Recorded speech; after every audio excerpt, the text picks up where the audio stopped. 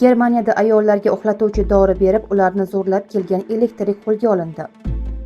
AQSh harbiylarining testosteron darajasi tekshiriladi. Fransiyada ixtiyoriy o'limga ruxsat berildi. Germaniyada ayollarga uxlatuvchi dori berib, ularni zo'rlab kelgan erkak ushlandi. Germaniyaning Berlin shahri prokuraturasi 68 yoshli erkakka nisbatan zo'rlash ishi bo'yicha ayblov e'lon qildi. Tergov ma'lumotlariga ko'ra, elektrik bo'lib ishlagan erkak onlayn tanishuv ilovalari orqali ayollar bilan tanishib, ularni spirtli ichimliklar va uyqu dorisi yordamida behush holatga keltirgan. Shundan so'ng ularni zo'rlab, buni videoga olgan. Jabrlanuvchi ayollar o'zlarining zo'rlanganlaridan bexabar bo'lgan. Ular sodir bo'lgan voqeadan faqatgina tergov jarayonida xabar topgan. Qo'lga olingan shaxs 14 nafar ayolni zo'rlaganlikda ayblangan. Shu bilan birga prokuratura jinoyatchining qurbonlari soni 58 nafar ayol bo'lishi mumkin deb hisoblaydi. Hozirda ulardan 30 nafarining shaxsi ma'lum, qolganlari bo'yicha ma'lumotlar aniqlashtirilmoqda. Berlin politsiyasi erkakning 2025-yil oldin xuddi shunday jinoyatlarda gumonlangan boshqa shaxs ortidan uni zo'rlashda gumon qilgan. O'shanda tergovchilar 68 yoshli erkakning uyida tintuv o'tkazib, turli ma'lumot tashuvchi vositalarni musodara qilgan. 2026-yil fevral oyida tergovchilar ularda jinsiy jinoyat videolarini aniqlab, mart oyida erkakni hibsga olgan. AQSh harbiylarining testosteron darajasi tekshiriladi. AQSh urush vaziri Pete Hegseth 30 va undan katta yoshdagi harbiy xizmatchilar yillik tibbiy ko'rik doirasida testosteron darajasi bo'yicha tekshiruvdan o'tishini aytdi. Bu haqda BBC xabar berdi.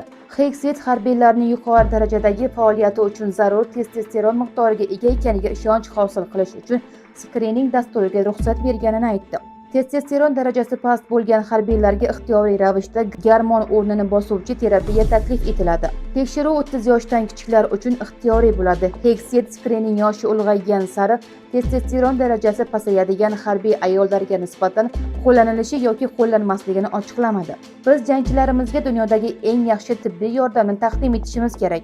Dastur bu majburiyatni bajaradi. Sog'lig'ingiz haqida qayg'urish bu nafaqat navbatdagi safarbarlik, balki butun umringiz davomida kuchli, chidamli va qobiliyatli bo'lib qolishingizni ta'minlash demakdir, dedi vazir. Harbiylarga shifokor retseptsiz mushaklarni sun'iy kuchaytirish uchun testosteron qabul qilish taqiqlanadi. Hegseth Pentagonning yangi dasturi sun'iy kuchaytirish haqida emasligini aytdi. Pentagon matbuot kotibi Shon Parner o'z bayonotida testosteron miqdorini majburiy tekshirish darhol kuchga kirishini aytdi. Ushbu protokol departamentga keng qamrovli bazani yaratish va maqsadli testosteron terapiyasini taklif qilish imkonini beradi, dedi u. Fransiyada ixtiyoriy o'limga ruxsat berildi. Fransiya Milliy assambleyasi og'ir va bedavo kasalliklarga chalingan bemorlar uchun hayotdan ko'z yumishga ko'maklashish huquqini joriy etuvchi qonunni ma'qulladi. Bu haqda Le Monde xabar berdi. Ushbu huquqdan faqat Fransiya fuqaroligiga ega yoki mamlakatda doimiy yashaydigan voyaga yetgan bemorlargina foydalana oladi. Amaliyot faqat og'ir xasta, jismoniy yoki ruhiy azob chekayotgan va bu og'riqlarni yengillashtirishning imkoni bo'lmagan odamlarda qo'llaniladi. Bemorning qarori mutlaqo ixtiyoriy, ongli bo'lishi va shifokorlar ko'rigidan keyin ham bir necha bor tasdiqlanishi kerak. Fransiyada evtanaziya uchun o'limga olib keladigan dorilar beriladi.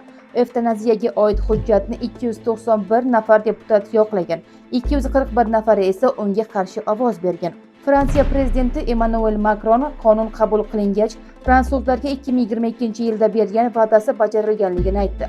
Uning so'zlariga ko'ra, masalaning muhokamasi konstruktiv va hurmat doirasida o'tgan. Hozir dunyoning 12 davlatida, jumladan Shveysariya, Niderlandiya, Kanada, Ispaniya, Avstraliya va Portugaliyada evtanaziyaga ruxsat berilgan. Yangi qonun kuchga kirgach, Fransiya ushbu ro'yxatdagi 13-davlatga aylanadi.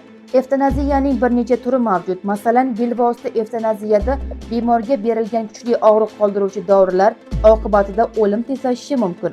Passiv evtanaziyada esa bemorning xohishiga ko'ra u ulangan apparat o'chirib qo'yiladi.